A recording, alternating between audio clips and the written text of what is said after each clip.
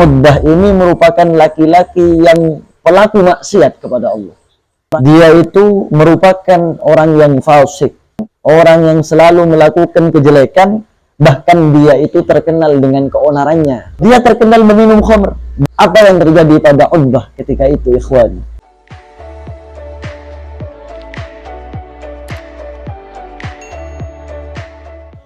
Assalamualaikum warahmatullahi ta'ala wabarakatuh. Alhamdulillah wassalatu wassalamu ala rasulillah Sayyidina wa maulana Muhammad ibn Abdullah wa alihi wa sahbihi wa mawalah. Wa la hawla wa la quwata illa billah, amma ba'du.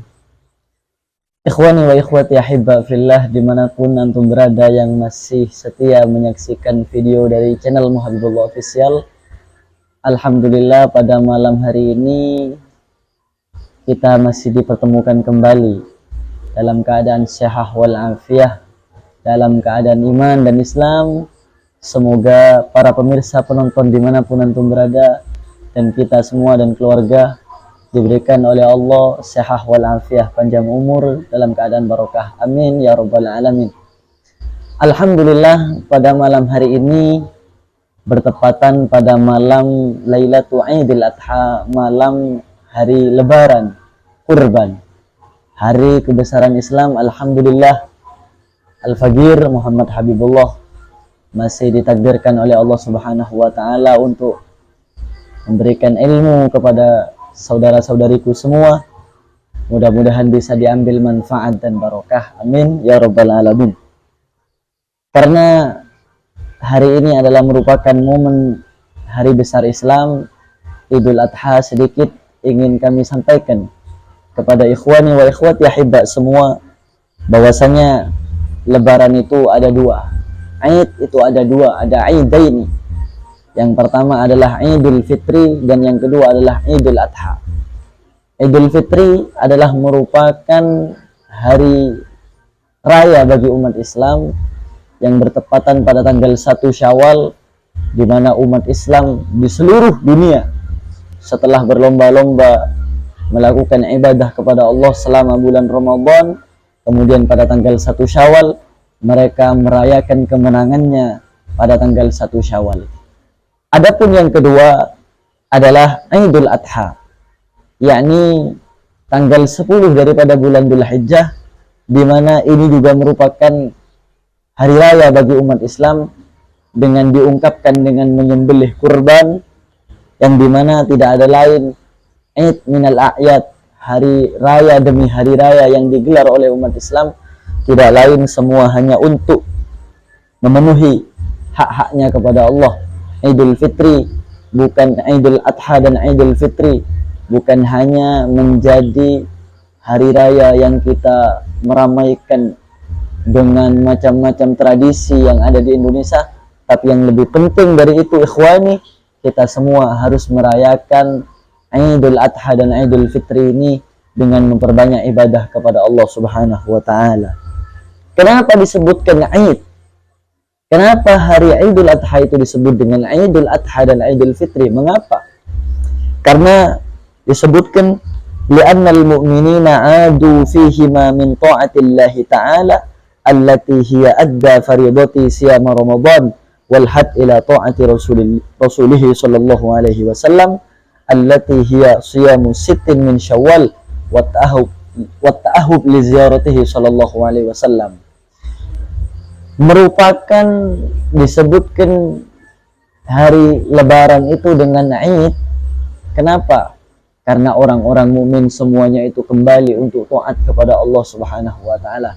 Tidak lain, semuanya ini adalah untuk kembali kepada Allah, untuk taat kepada Allah. Oleh karena itu, ikhwani, Al-Faqir mengajak diri Al-Faqir khususnya dan umumnya kepada penonton pemirsa yang ada di rumah untuk selalu senantiasa memaksakan diri kita, berjuang semampu diri kita untuk menjadi pribadi yang taat kepada Allah Subhanahu wa Ta'ala. Ikhwani wa ikhwati ahibba fillah, dimanapun antum berada, ketika kita berbicara dengan taat, maka tidak akan pernah lepas daripada perlawanan kita kepada nafsu kita, kepada syahwat kita, untuk memalingkan nafsu dan syahwat kita kepada kebaikan-kebaikan atau kepada ibadah-ibadah kepada Allah Subhanahu wa taala. Ingat, seluas dan sebesar apapun, sebanyak apapun dosa yang kita lakukan selama hidup di dunia, masih kalah dengan ampunan Allah Subhanahu wa taala. Mungkin dosa kita, maksiat yang kita lakukan itu besar, sebesar dunia, sebesar kapal, sebesar perahu yang sangat besar, akan tetapi ampunan Allah Subhanahu wa taala sangatlah luas, seluas lautan. Ikhwani wa ikhwati ahibba fillah, ada sedikit cerita yang sangat menarik. Cerita pada seseorang yang bernama Utbah. Ada laki-laki bernama Utbah. Utbah ini merupakan laki-laki yang pelaku maksiat kepada Allah. Dia itu merupakan orang yang fasik, orang yang latut, orang yang selalu melakukan kejelekan. Bahkan dia itu terkenal dengan keonarannya di zaman itu, Utbah. Dia terkenal meminum khamr. Dia peminum khamr, pecandu khamr. Apa yang terjadi pada Utbah ketika itu, ikhwan? Disebutkan Utbah al-Ghulam kana min ahli al-fisq wal fujur, masyhuran bil fasadi wa syurbil khamr. Kemudian dia terkenal dengan peminum khamr, dia terkenal dengan pelaku onar, dia terkenal dengan pelaku kebejatan, kemaksiatan. Akan tetapi satu waktu Utbah itu datang kepada majelisnya Hasan al-Basri, imam ulama terkenal, yakni Hasan al-Basri.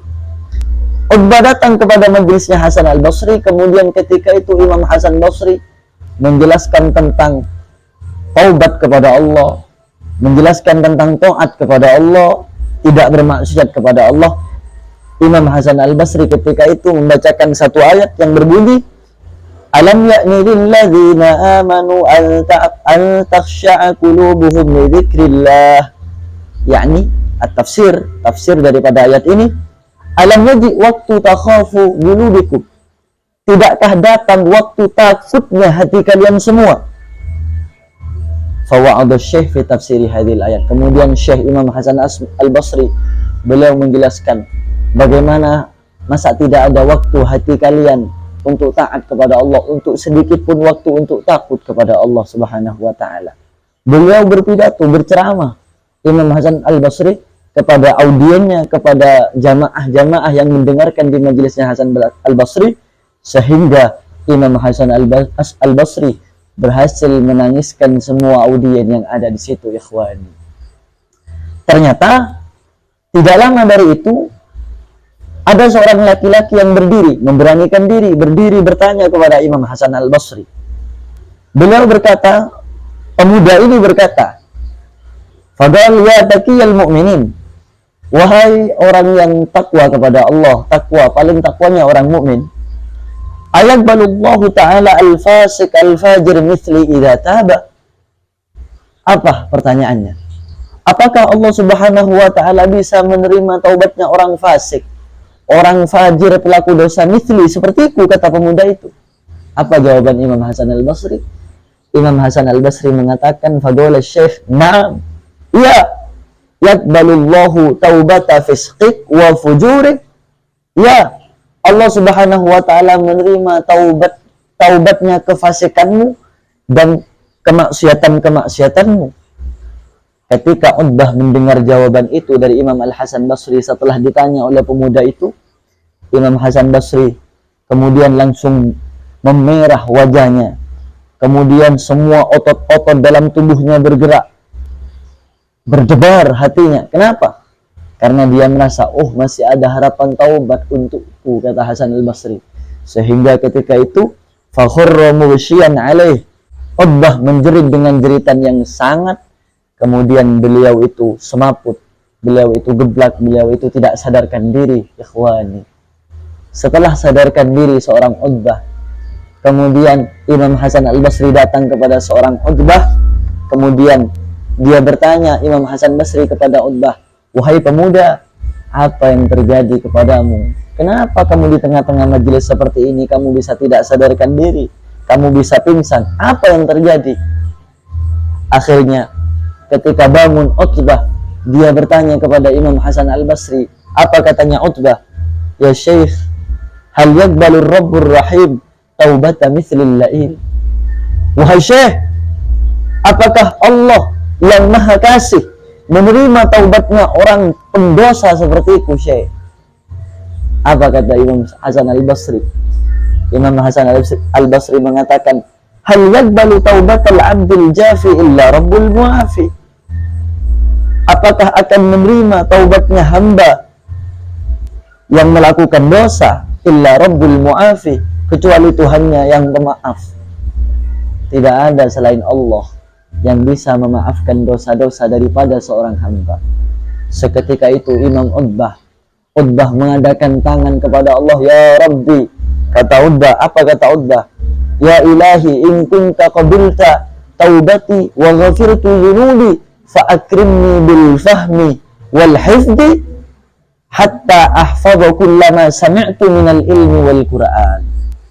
Wa thani ilahi akrimni bi husni saut hatta anna kullaman sami'a qira'ati yazdadu riqqatan fi qalbihi wa in kana qasyal qalb. Doa yang ketiga, ya ilahi akrimni bil rizqil halal warzuqni min haitsu la yahtasib.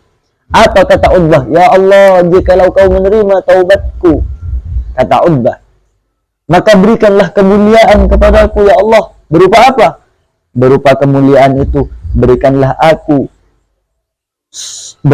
aku pemahaman dan hafalan yang kuat sehingga aku bisa menghafalkan semua ilmu dan Al-Quran. Yang kedua, ya Allah, jikalau kau menerima taubatku, kumohon kepadamu ya Allah, berikanlah aku suara yang merdu sehingga setiap orang yang mendengarkan bacaanku hatinya akan melembut, hatinya akan luluh sehingga dia bisa bertaubat. Yang ketiga, ya Allah, jikalau kau menerima taubatku, apa? Berikanlah aku rizki yang halal dan berikanlah aku rizki dari mana sekiranya aku tidak susah untuk mencarinya. Maka apa yang terjadi? Fastajaballahu jami'a du'aihi. Allah Subhanahu wa taala mengabulkan semua permintaan daripada Imam Utbah, sehingga Imam Utbah yang dulunya menjadi orang bejat, menjadi orang yang pelaku dosa, akhirnya dia berubah menjadi ahli taat, dia menjadi ulama, menjadi orang alim, menjadi orang soleh. Ikhwani, begitulah ya ikhwani, ketika ada seorang hamba yang banyak berdosa, banyak bermaksiat kepada Allah, sebanyak apapun dosanya, ketika dia mempunyai niat yang sungguh-sungguh untuk bertaubat dan menghadap kepada Allah, Allah akan ampuni dia. Lihatlah Imam Utbah, bagaimana yang dulunya dia menjadi peminum khamr, menjadi pelaku maksiat, pelaku dosa, karena kesungguhannya bertaubat kepada Allah, Allah berikan jalan kepada beliau.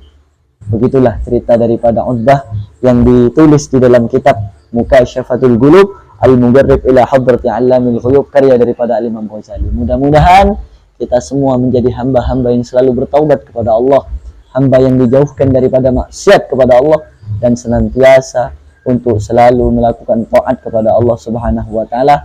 Mudah-mudahan sedikit bisa memberikan manfaat. Iktafaitu kalami hadza minni wal afu minkum. Wassalamualaikum warahmatullahi wabarakatuh.